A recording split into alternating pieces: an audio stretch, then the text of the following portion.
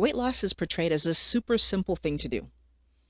But yet you have this other world of keto where weight loss is this huge struggle that people fight for years and years and years. Are we in the same world? Why is there such a discrepancy between some people, easy time on keto, other people, it's so dang hard? That's what I want to talk about with you guys today. Hello, Wellness Warriors. Welcome to Mind Blowing Health and Wellness with Violet. I'm Violet, and the reason I make these videos is because when mental health and physical health are really working well together, we have that overall sense of well-being. If this is something that you're working on, or you know people that are working on this, first of all, subscribe, but also share this video so we can help more people. Most people come to keto because they want to lose weight. Because that's the objective, the majority of people that find keto are looking at it as a diet. Because that's the objective. They want this diet to work really quickly. That desire for a quick path to success is actually what creates the problem. So you begin your keto journey, and before you fully understand what it is about keto that helps you to lose weight, so those keto basics, you're already looking for ways to speed up the process. So this actually leads to frustration point number one for most people, because a ketogenic diet, when it's done correctly, does lead to some substantial weight loss, like right away. And that immediate weight loss, which is really due to diminished carb intake leading to a release of water. So we lose water weight like in that first week. I know personally, I lost like 8 pounds of water in the first week. And again, doing it for different reasons, but I have to tell you that was kind of interesting to me, to say the least. And this initial weight loss excites people, right? And it makes them want to speed up the process even more. Now, why I feel like this is frustration point number one is that I start to eat a different way. And I get this immediate, crazy high weight loss result. And rather than allowing myself to appreciate my current situation and trying to understand it and seeing it in a very realistic way, I'm trying to get more of the same. I lost 8. Oh my gosh, next week, can I lose 10? Right? I'm trying now, because I had an 8-pound loss in the first week, to get even more weight loss in the second week. And what happens? You don't. So 8 pounds week 1, I think it was like 2 pounds week 2. Can I point out that 2 pounds weight loss in 1 week is an amazing amount of weight loss? The average person is gaining weight every week, not losing, gaining. But we become disappointed with that second week's result, that third week's results, that fourth week's results, because it's not the 8 pounds that we started with. We lived 10, 15 years gaining. And then you begin this diet and you're losing. And rather than appreciating the fact that we're losing, we're upset that we didn't lose 8 pounds every week. So the question you have to ask yourself is that a healthy mindset to have about your weight loss? And is that a healthy mindset to have about your body? Because the thing we're not thinking about is, how would my body react to losing 8 pounds a week indefinitely? And we don't think about that because all we're focused on is losing the weight. But our body would react very violently against losing 8 pounds every week. Trust me, because that would probably tell your body that somehow something really, really bad was happening to you. I would say that it's very known information to do keto and fasting together gives you better results than doing keto alone or fasting alone. And so because I've lost a lot of weight in week 1, and I'm going along through that month and I don't end up losing as much as I did in week 1, and I'm getting impatient, I decide, well, let me add some fasting to this. And so I choose to start to move towards 1 meal a day. And this is where frustration point number 2 will come in and interrupt my ability to do keto in a healthy way. Because what's happening at this point is that I'm now moving away from my goal being keep my carb count at 20 grams of carbs or less and monitoring what I'm doing and paying close attention to what's happening with me, to eliminating 2 meals out of my day. And when my attention is focused on getting rid of these 2 meals, I'm not necessarily paying as close of an attention to how what I'm eating is affecting me. I'm just trying to get these 2 meals out and consolidate things down so that I can end up at 1 meal a day. Now, am I hungry while I'm doing this? Very likely, yes, because chances are I wasn't ready for this. Now, what does that mean? Well, I'm trying to make my eating window closer together and have a longer period of fasting, but I'm hungry. So now maybe I'm still eating in my fasting window, but I'm pushing these sets of meals together. My focus is on getting down to one meal a day. So am I tracking, first of all? And second of all, if I'm tracking, am I over my 20 grams? One of the things that I see the most happen here is that people are so focused on getting down to one meal a day, they're not tracking because in their mind, well, getting down to one meal a day means that I'm not eating that much anyways. And we don't realize how quickly 20 grams of carbs can add up, especially if in between my feeding windows, so in that fasting period, if I am eating a snack, well, first of all, I'm not actually fasting. But second of all, the carb count in the snack is probably going to be enough that when I add it to my meals, I'm over my 20 grams. We also need to keep in mind that if I'm eating in my fasting window, I'm actually turning insulin on. I'm not getting the results of fasting that I'm supposed to be getting. We're going to come to that in a moment. The other thing that's happening when I'm forcing myself to get into one meal a day, a lot of people report all they're thinking about now is food. Because why? Because a good portion of the day you're actually hungry because you haven't actually allowed your body to be prepared for eating one meal a day. So if I get down to one meal a day, but I notice that my weight loss slowed. So again, remember, we're doing one meal a day because we're trying to improve the weight loss that we're doing. And maybe I was doing 2 pounds a week, but now I'm doing one meal a day, but maybe I'm losing half a pound a week. And now, of course, that's going to make me nervous about what I'm doing, and I'm going to think it's not working. But one of the things that we need to keep in mind is that if I'm doing one meal a day, but I'm still allowing myself to go slightly over the carb count in that one meal, because in my mind it's one meal, and I'm not necessarily tracking, the problem then becomes I'm kicking myself out of ketosis. So even though I'm doing one meal a day, I'm not in ketosis. So in fact, I'm going to definitely slow my weight loss, but I could potentially also be gaining because if I go over my carb count, my body's going to revert to saving, so putting those carbs away as fat because it's trying to protect my body from the excessive amounts of carbs that I'm eating. This is especially noticeable when I talk to people who are kind of forcing themselves to fast more than 24 hours. Because what I will notice is that I will have people telling me that they fasted for 2 days, for example, but then when they resume eating, they're not eating a normal meal that's 20 grams of carbs or less because, again, in their mind, well, I just did 2 days and I didn't eat, so it therefore doesn't matter how much I eat. And that is not how the body works. As soon as I come out of my fasting window and I allow my body to have excessive amounts of carbohydrates, I'm damaging my internals again, which causes my body to protect itself by shuttling away all those carbohydrates into fat storage. And problematic number 2, when my body is shuttling away carbohydrates into fat storage, if it should happen that I'm also eating fats and proteins, it's going to put it all away. So then I'm not actually having access to the protein that I would need to build and repair, and I'm not having access to the fat that I would need to build and repair. Which means at some point my body's going to tell me that I'm hungry and push me to go eat again. If I eat that way with excessive amounts of carbs, I'm in storage mode. So I kick myself out and now my body is storing, even though I'm restricting so much more. So I'm not eating a standard American diet. I'm not eating the large amounts. I'm not eating 3 times a day. I'm still storing fat on my body.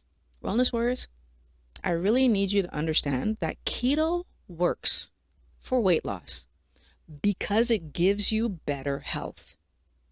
This is why I'm always asking you to prioritize health over taste, because it's being healthy that results in weight loss.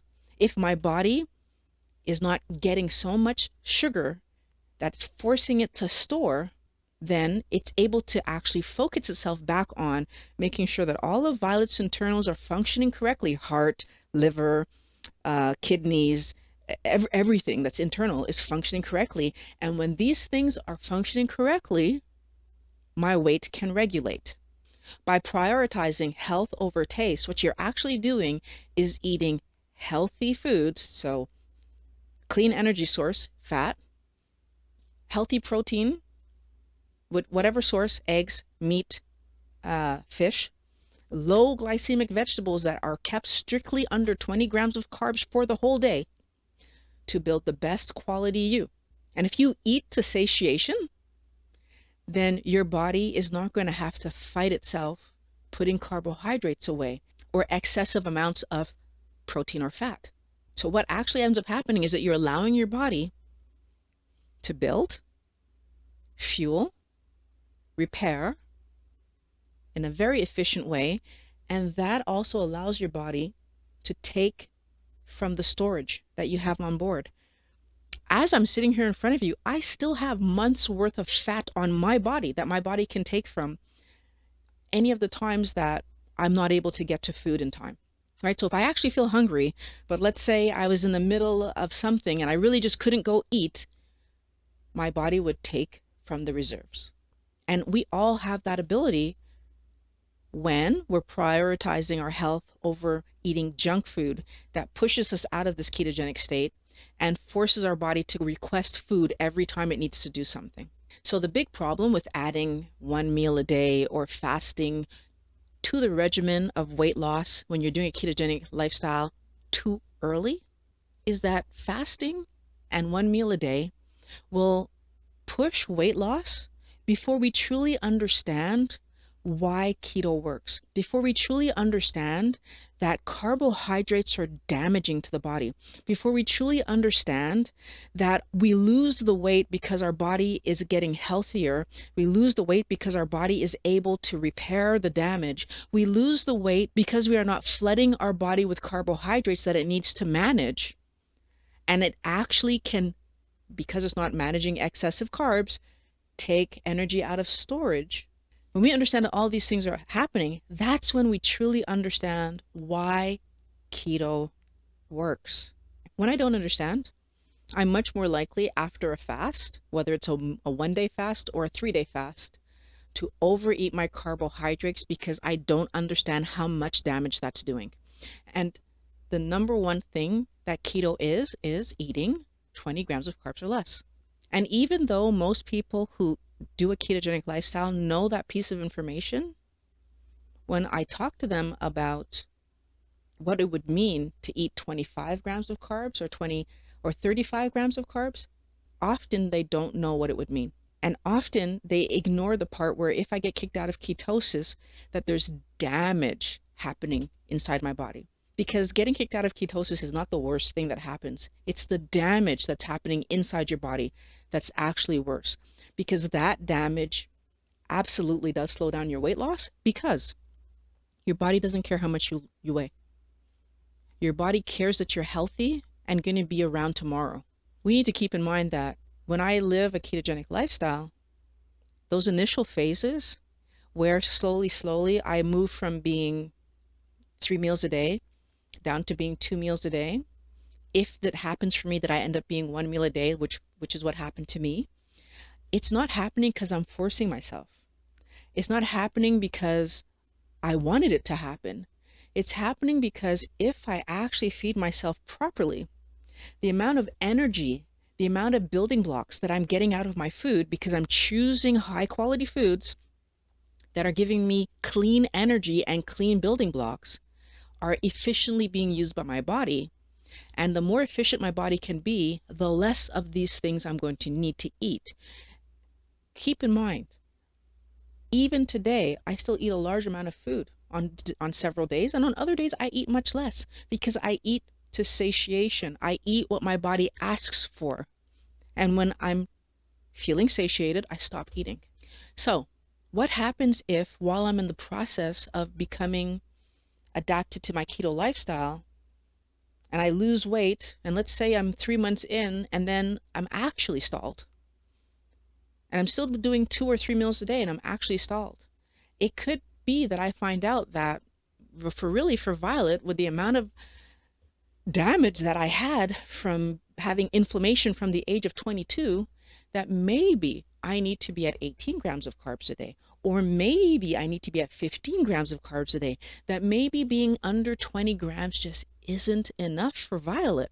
And if I forced myself to do 1 meal a day, that piece of the puzzle might get lost in all of this information, because it's not about reducing the total amount of food, and it's not about being in a short eating window for no reason. Fasting helps our body to repair and build, because while we're processing food, it's energy intensive. The body cannot focus on building and repairing. So if I'm giving energy to processing food, my build and repair has to wait. And then while I'm building and repairing in that fasting window, if the fasting window isn't long enough, it's going to take me very, very long to improve my health. The real reason to fast is to allow your body time to build and repair. Well, when we try to fast for weight loss, sure, during that period of time, my body is going to be repairing. But if I turn around and eat so many carbohydrates that I end up damaging what it was just trying to repair, I'm not actually accomplishing what I'm trying to accomplish. And it plays itself out either way, because my body wants to accomplish health by cleaning up. I'm trying to accomplish low weight. But if I keep doing the cycle of no sugar, a bunch of sugar, no sugar, a bunch of sugar, what ends up happening is that I don't accomplish the health. Therefore, I don't accomplish the lower weight. We need to keep in mind that 1 meal a day and any other kind of fasting that you might do, alternate day, 48 hours a week, 1 week fasting, whatever kind of fasting you want to call, fasting is not a free pass to overdo carbohydrates, first of all. But second of all, tracking your food on a daily basis to make sure that on a daily basis you're keeping your carbs under 20 is absolutely the thing that's going to help you to get to your goals, much more so than trying to fast before your body is ready. You know, when I found keto because I was trying to solve an inflammation problem. And I understood from all the research that I did that carbohydrates were causing that inflammation, which meant right away, carbohydrates were causing damage in my body. Because I came to keto with that piece of information, it has helped me to understand that the role that keto does, so what it's helping me to do, is stop the damage from happening. In my understanding of keto and the doctors that I found, they gave information that said eat 20 grams of carbs or less, eat when you're hungry, and stop when you're satiated. And by doing that, what I noticed was that quickly I wasn't hungry in the morning. And it went from 3 meals a day to maybe a coffee in the morning and 2 meals a day to a coffee and 1 meal a day. And I have to help everybody to understand something. It wasn't hard. I didn't force myself to do it. I didn't push myself to do it. It happened over the course of months that slowly, I just noticed that, by the time that it was going to be time to have breakfast, it was so close to lunch. Okay, I'll wait for lunch. And then by the time it was time to have lunch, it was so close to supper. Okay, it makes sense to wait for supper. But I didn't force myself. I didn't push myself. I didn't torture myself. I allowed it to happen. And it happened because I was allowing myself to eat quality meats, quality veg.